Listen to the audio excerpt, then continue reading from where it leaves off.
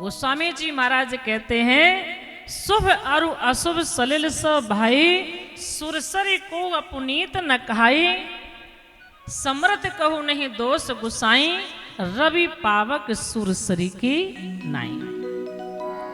जो सामर्थ होता है उसे दोष नहीं लगता है, क्योंकि वो सामर्थ है। कुछ लोग कहा करते, जैसे भागवत की कथा में, कि कृष्ण जी ने चोरी की है, कहा करते हैं। और प्रसंग में भी आता है, माखन चुराते हैं, गोपियों का चीर चुराते हैं, तो भगवान होकर के चोरी कर रहे हैं, तो उन्हें चोरी का दोष तो लगा होगा, है? लोग कहा करते हैं। तो आप ही बताइए, चोरी तो आप देख रहे हैं, लेकिन जब भगवान कृष्ण 6 दिन के थे तभी उन्होंने उस पूतना को मार दिया था। उनके इतने बड़े ऐश्वर्य को आप नहीं देख रहे हैं। जिस पूतना में कई हजार हाथियों का बल था, उस पूतना को भगवान कृष्ण ने 6 दिन में ही मार दिया। 6 दिन के थे। बड़ी छोटी अवस्था में उन्होंने बकासुर, अघासुर, कितने सारे निशाचरों को मार दिया। छोटी अवस्था में जाकर काली दह में कूद करके सर्प को भी, उसके विमान को भी मिटाते हैं, शेषनाग के। और इतना ही नहीं, बड़ी छोटी अवस्था में जाकर के कंस जैसे पापी को उन्होंने संहार किया। तो इतने सारे उनके काम आप नहीं देख रहे हैं।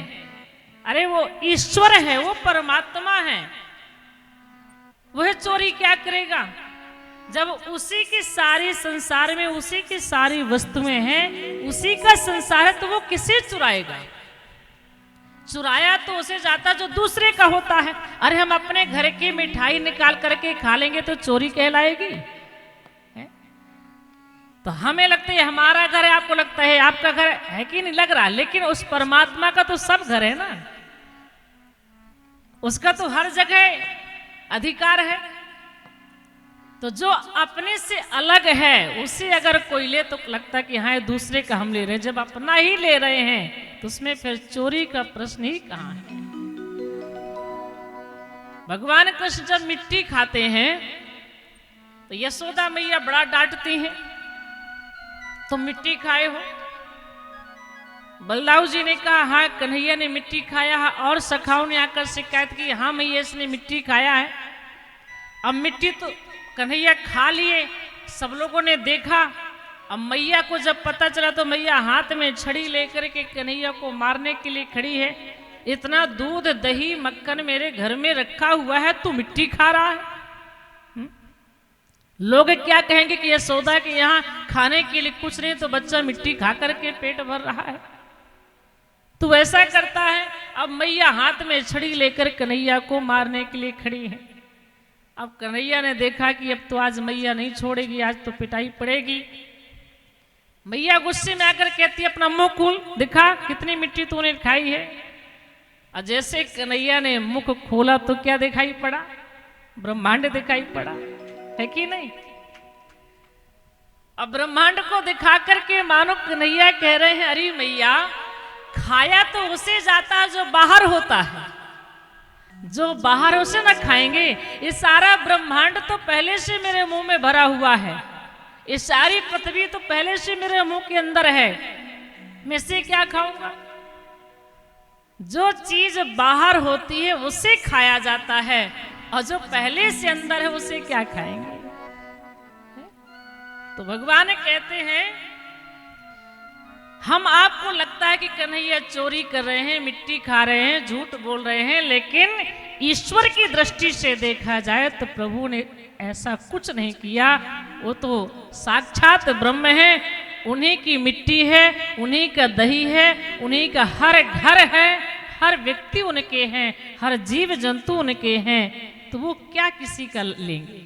उन्हीं का सब कुछ है, वो अपना ही लेते हैं। और कन्हैया एक कह भी देते हैं गोपियों से, जब पकड़े जाते हैं माखन खाते हुए तो गोपी जब डांटती है तो कन्हैया यही कहते हैं अरे भैया मैं तो अपना घर समझ करके आ गया था कि मेरा घर है।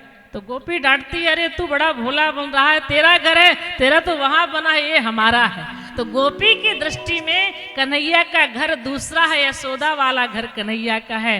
गोपी की दृष्टि में वो घर उसका है, लेकिन भगवान की दृष्टि में वो गोपी का घर भी भगवान का है।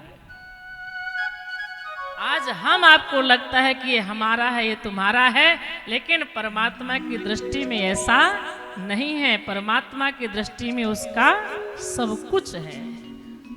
इसीलिए कहते हैं समर्थ कहूं नहीं दोष गुसाई, रवि पावक सुरसरी की नाई। सामर्थ्यवान जो होता है उसे दोष नहीं होता है। एक गुण अवगुण हमारे लिए हैं, शुभ अशुभ हमारे लिए हैं, परमात्मा के लिए नहीं है। तो भगवान शंकर तो ब्रह्म है, परमात्मा है, ईश्वर है। उनके जीवन में अवगुण जो हम आप देखते हैं, हमारी दृष्टि है कि हमें अवगुण दिखाई पड़ते हैं, लेकिन वो अवगुण नहीं है, वो सब गुण है।